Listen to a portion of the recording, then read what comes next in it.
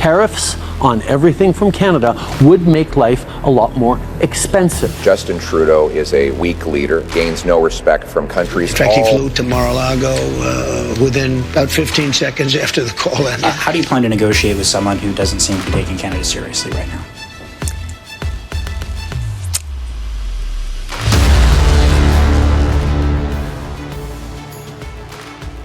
There's never been another politician like Trump who has the ability to troll people in such an entertaining way. And here we are, where he is now trolling Justin Trudeau by giving him a promotion to the great state of Canada. Essentially, the story is that Trump referred to the Prime Minister as Governor Justin Trudeau after saying that Canada will respond to tariff threat. Now, you guys have been following this for quite some time now. We know that Justin Trudeau flew to Mar-a-Lago to have a dinner with Trump. And let's just say, even after that dinner, Trump has continued to put out things on social media at the expense of Justin Trudeau. And so I'm going to show you exactly what Trump said. It was a pleasure to have dinner the other night with Governor Justin Trudeau, the great state of Canada. I look forward to seeing the governor again soon so that we may continue our in-depth talks on tariffs and trade, the results of which will be truly spectacular for all. Now, before we get into the actual responses, not only from Justin Trudeau, but also from his opponent, we have to actually look at the bigger picture politically here and what's happening globally, which is a shift to the right. More conservative leadership is in demand from multitude of countries and their citizens, and Canada would be one of them. So they're experiencing similar thing that we just experienced in the United States, where they are fed up with how weak the leadership is in their country, and Justin Trudeau is definitely the weakest as they come. And so, to give you an example of how weak he really is, hear his reaction to Trump saying what he said. President-elect Trump got elected on a commitment to make life better and more affordable for Americans. And I think people south of the border are beginning to wake up to the reality that tariffs on everything from Canada would make life a lot more expensive for Americans. So that's part of the argument.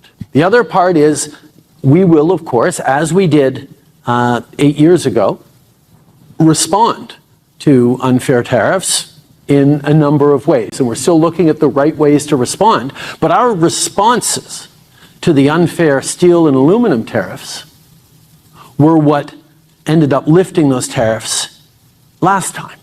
It wasn't that Americans were paying more for their steel and aluminum, although that was annoying to some people in the States. It was the fact that we put tariffs on bourbon and Harley-Davidsons and playing cards and Heinz ketchup and cherries and a number of other things that were very carefully targeted because they were politically impactful to the president's party and colleagues, was how we were able to punch back in a way that was actually felt by Americans. The bottom line up front is this: Justin Trudeau internationally is looked at as a weak leader. It's not my opinion. It's just what the reality is. Nobody respects him, right? And you know that because of how Canada is treated. Okay, that's number one. Number two, the citizens don't like him either. The Liberal Party's polling is at 25 to like 30%. And when you compare that to the Conservative Party, which is led up by Pierre, they're somewhere between 35 and 40. So what does that tell you? Now, if you guys are getting value from this video, do us a favor. Please like, share, and subscribe to our channel. If you want to support us further, go to the link in the description below, shop the merch store, or buy us a cup of coffee. Now, it tells me as an American who does not live in Canada, clearly, when I have to hear Justin Trudeau speak, I can see why the Liberal Party in Canada is in trouble and they're headed for a defeat. Here's an example of that. And my only request for everyone is to be really thoughtful and go into the choices you make with eyes wide open. I think there's a number of folks in different countries, and I won't point out any particular one, where folks are going to be wondering about the choice they may be made in elections. Let's not be that kind of country in Canada. Let's be deliberate about the choices we make. If we want to stop fighting climate change, if we want to re-legalize assault-style weapons, if we want to put back into question women's rights, if we want to scrap $10 a day childcare across the country and stop delivering free dental care to vulnerable seniors, then in a democracy, that's a choice people can make. Get rid of the CBC too. That's a choice people can make. But let's take on the responsibility as electors, as thoughtful agents of change in our communities, to be smart about, no matter how much we want change, let's not fall into an easy trap of voting for change for the worse. Canadians deserve better, and I know they're going to pick it. Merci tout le monde. So I want to actually dial in on his statement. Do not fall into the trap of voting for change that will lead to something worse. And my only reaction to that is, what's worse than your own PM having to fly all the way to Florida? He didn't even go to the White House. He went to Mar-a-Lago to beg Trump, right? And to try to find some type of rapport with him because he knows Trump doesn't respect him. Come on, let's be honest about that, right? And so what's worse than that as a Canadian, right? What's worse than, as a Canadian, what you've been going through economically? And let's not be stupid here. Every country has pretty much experienced the same thing due to the worldwide pandemic of COVID, right? So everybody economically was hit. And Justin Trudeau is one of those individuals who had a poor response to it. So I don't see what could be any worse than that. And I'll let you guys decide, because here is his opponent, Pierre, who gave his response about what Trump said. In an interview this morning, Donald Trump again floated the idea of Canada becoming the 51st state of the United States. Are you concerned that the president-elect repeatedly brings up this idea of annexing our country? Well, the bottom line is that Justin Trudeau is a weak leader, and he gains no respect from countries all around the world. Canada should have a strong, smart leader with the brains and backbone to put our country first. And that's what I will do. We will have common sense conservatives will put Canada first. We will remove the crippling taxes and debt that have weakened our country under Trudeau. We will unleash the production of our resources to make ourselves more economically independent. We will rebuild our military and secure our borders, and we will go into negotiations with our American friends in a position of strength rather than weakness. Canada will be independent, strong, and proud, and our flag, the maple leaf, will fly proudly again over our country. Thank you. Okay, doesn't that rhetoric sound so familiar? Isn't that literally exactly the same thing Trump was saying during his campaign, to put America first? Now, I want you guys to really pay attention to what's happening internationally here. Populism is on the rise, meaning the politicians who speak the language that the average citizen of that country can relate to. I mean, right now, the word is populism. I mean, we want policies that will favor the average citizen. And so this is why Pierre and the Conservative Party in Canada has the momentum, because that's the language they're continuing to push instead of what Justin Trudeau is doing, which is gaslighting. And that's exactly what went wrong here in America with the Democratic Party. They kept tripling down on gaslighting and telling Americans, no, everything's just fine. Now, probably the real question in all of this, is Trump really serious about his threats when it comes to tariffs? Are you actually going to impose these tariffs, or are they a negotiating tactic? Well, I'll give you an example. With Canada, and in particular Mexico, we have millions of people pouring into our country. You agree with that? I spoke with I spoke with Justin Trudeau.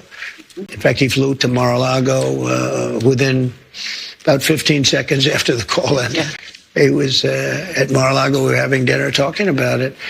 I said, you have to close up your borders, because they're coming in the northern border too a lot. Not like the southern border, but they're coming in the Canadian border a lot. And drugs are pouring in. Almost as importantly, drugs are pouring in, maybe more importantly, Drugs are pouring in at levels never seen before, 10 times what we had. They're just pouring in. We can't have open borders.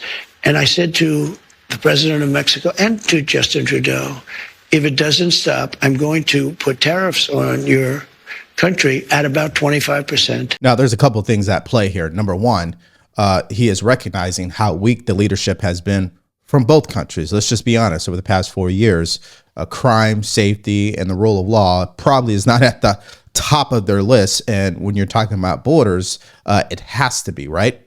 And as mentioned earlier, you want to be able to negotiate from a place of strength. So, of course, Trump is going to come out and show that he's not playing any games. And that type of impression injects a different element into this game of negotiating between countries. And here is Trump also talking about how much money America is subsidizing these countries. You're subsidizing Canada to the tune of over $100 billion a year. We're subsidizing Mexico for almost $300 billion. We shouldn't be subsidizing. Why are we subsidizing these countries? If we're going to subsidize them, let them become a state. We're subsidizing Mexico, and we're subsidizing Canada, and we're subsidizing many countries all over the world.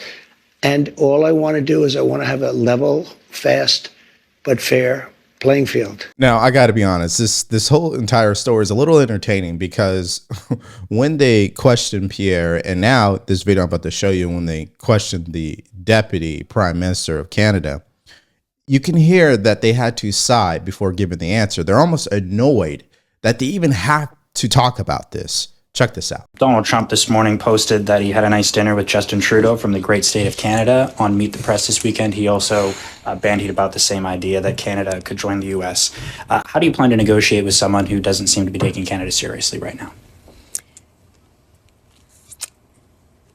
I am really clear about Canada. I know how lucky I am to be Canadian. I know what a great country we live in. And without, being appropriately Canadian, nice to other countries, I want to say Canada is the greatest country in the world. I'm very clear on that. All of us are very clear on that. Mr. Trump brought this up at the dinner with the Prime Minister. He's now subsequently made references to this 3 times. Do you think he's actually serious about this idea of Canada joining the U.S.? Mackenzie, that is a question really for the president-elect. I'm going to leave it at that. So, in other words, I'm also just as weak as Justin Trudeau when it comes to responding to threats from other countries. And my answers are weak at best and really don't give confidence to my own citizens, and definitely will not intimidate people who look at our country as weak. I mean, that's really what's happening. And I do hope that they get rid of these individuals, because the world should not have people like them leading countries, because they're just weak, right? They do more damage than what they intend to do, right? Their intentions from a liberal's point of view is good, right? They intend to help everybody who is a victim. But when they enact these policies, they actually do more damage. Now, to back up my claim, I'm going to give you a prime example of how damaging these policies have been to Canadians. Justin Trudeau and his party has implemented a carbon tax in order to fight climate change. How does that math actually make sense? Well, why don't you let him explain it? But if you're a middle-class family, and if you're living in rural areas, we give a 20% top-up because we know you have to drive further to go to school, to drop to school or work. We're giving you that money back.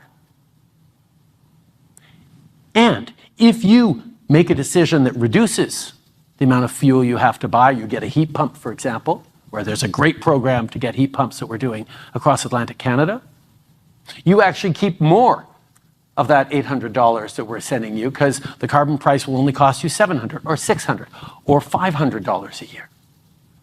So it's a way of fighting climate change that puts money back in the pockets of people who are on the front lines doing that fighting, ordinary families. That's the policy. It just took me 4 minutes to explain it to all of you. So if you're Canadian, maybe you can answer this in the comment section below. But for my American watchers, can you please explain to me how charging taxes will fight climate change? Make that make sense, please. And by the way, what impact will Canada truly have on carbon emissions? I mean, let's just be honest here, okay? They're not China. They're not India. They're not Africa. I mean, really? Or you think we're that stupid? And I am aware that Canadians are already paying a ridiculous amount of high taxes. I think they are the country with the highest tax rate for their citizens when you combine the province and the federal government. Guys, adding on a carbon tax is just going to make things worse. I mean, you don't need to be in political science or economics to be able to understand that. Now, you just have to admire the impact that Trump can have politically on not only just the country that he is the president of course, but how much impact he's having on Canada, right? I mean, they're having to actually have conversations about what he is saying on Truth Social. I mean, just think about that. And this has even led to people being polled in Canada about how they really feel about Trump and his threats, and also Justin Trudeau's response, which is why this article says Canadians agree with Trump on border, lack confidence in Trudeau on tariffs. This article goes on to say that just 29% of the poll's respondents believe Trump's concerns about illegal immigration and drug trafficking from Canada to the U.S. are unwarranted. That means 70% of Canadians agree with Trump when it comes to border security. Now, Lager found that less than a third of Canadians polled, 31% that is, said that they are very or somewhat confident in the federal government's ability to successfully handle the new U.S. president and his tariff proposals. Now, let's just really understand what that means. That means out of every 10 Canadians, only 3 of them are actually confident in the federal government and their ability to respond to Trump. I mean, that's really sad, right? And to make matters even worse, only 67% of liberal voters said that they have confidence in the federal government's ability to succeed. And clearly the conservative voters are at 19%. I mean, I told you guys, Canada is literally going through the same thing the United States just went through. The Liberal Party, they're done, okay? We need a change. And people are fed up with the gaslighting. They're fed up with the results that have not improved. And when Trump is going out there and saying what he is saying, he's literally confirming exactly the way that Canadians feel about the current leadership. So in the end, clearly Canada is not going to become the 51st state or even a 52nd if they try to split it in two. So we're not even going to really take that comment seriously. But I think what we should take seriously is this question, and I'd like your answers in the comments section below about this. Do you believe Canadians really have the strength to vote the Liberal Party out? I mean, do you believe they will follow through on that? Because that's what they're facing right now. They will either get more of the same from people like Justin Trudeau, or they will vote for change and start to go back to some common sense policies that favor Canadian. Now, yesterday there was breaking news in the Daniel Penny case where the jury found Daniel Penny not guilty. So he was acquitted of all charges. However, the story really is about the reaction that happened on the doorsteps of that courthouse where BLM came out to protest. The father came out to speak, right? The father who wants to get paid off this, of course. And protests actually erupted. So if you guys want to check out that story and what actually went down right after that verdict was delivered, all you have to do is click on that video because it's coming up right now.